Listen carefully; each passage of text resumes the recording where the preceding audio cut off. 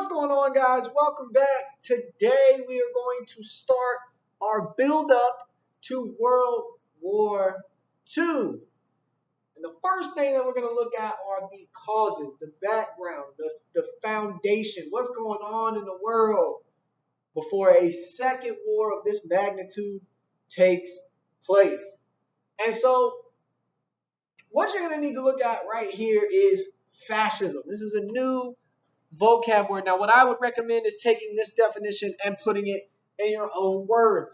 But it's a political philosophy, an ideology, and a movement where a regime takes the idea of what's best for the country and the nation, and a lot of times a specific race, and puts it over top and labels it as more important than individual people.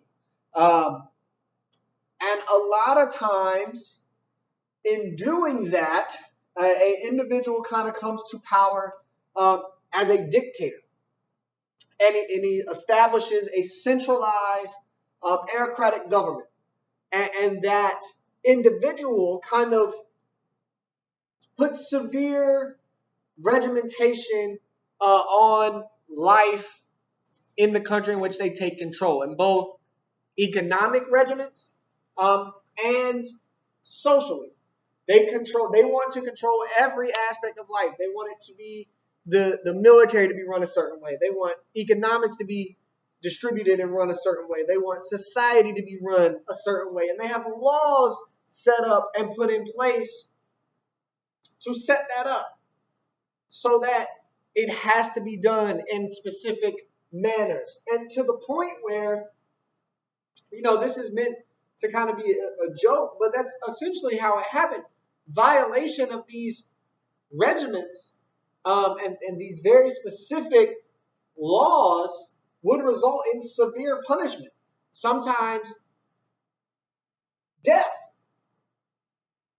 And what you see in a lot of these fascist countries are that these leaders come to power and they promise these great things, and the country's going to get better, and as a result of the country getting better, people will get better. But then you see it's not all people, it's specific groups of people. And so what you see emerge are totalitarian dictatorships. Leaders come to power, and like I said, they control all aspects of society. And a lot of times you see fascist leaders come about by taking advantage of economic problems going on in their country. Hitler does this after World War I, for example. We're going to talk more about that. But they look at these economic problems, and it's really just a four-step process. One, they promise really simple solutions to their country's issues. Things that they make seem like aren't going to be very hard to implement at all. That, oh yeah, this isn't going to be any problem. Very, very simple solutions. And then two, the next step is, because the countries tend to be going through economic downfalls, you have to rebuild the pride in that country. People that are struggling and suffering aren't proud of the country that they live in. A lot of times they feel that the country that they're in is affecting their ability to be happy. The economic problems are making it impossible to be happy. And they look at other countries that may be doing well and go, why can't we be like them? And so the second step is rebuilding this pride, this nationalistic pride, this belief that your country is better than any other country in the world whatsoever. You as a person in this country are better than that person in that country. Step three, blame somebody. Find a group of people and it's their fault that we're going through this. It's their fault that all of these problems are happening. It is their fault that you're in trouble.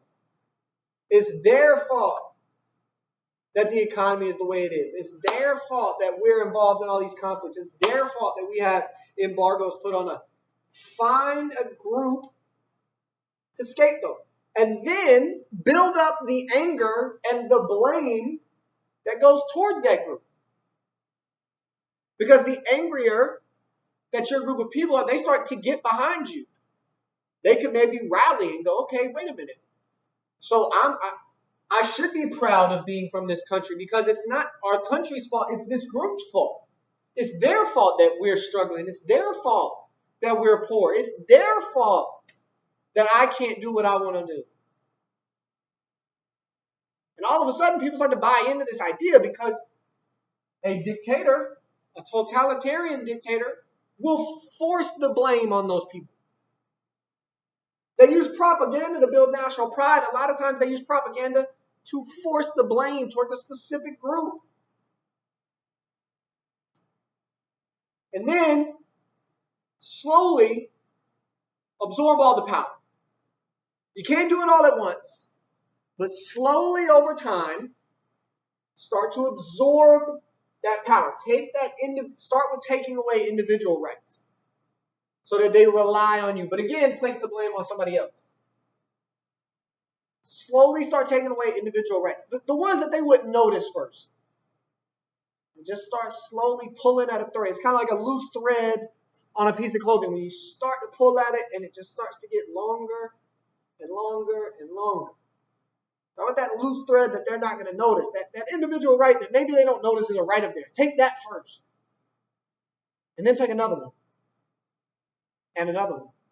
And at the same time that you're slowly taking away individual rights, start crushing your opposition. Absolutely destroy their existence. To create this idea of one party.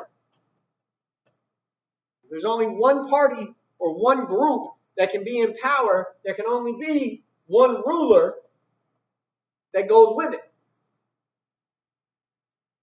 And you see, we're going to start talking about the rise of these totalitarian dictators. We're going to look at specific dictators who came to power before World War I, what their goals were, what they wanted to accomplish. But we're going to stop here for today. Fascism and totalitarian dictators. Those are the two additional causes of World War II. You still have the four main causes. Those still exist.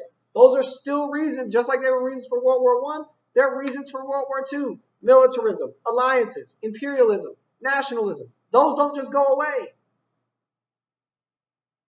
Be sure to check Canvas for your assignment. Let me know if you have any questions. And as always, have a great day.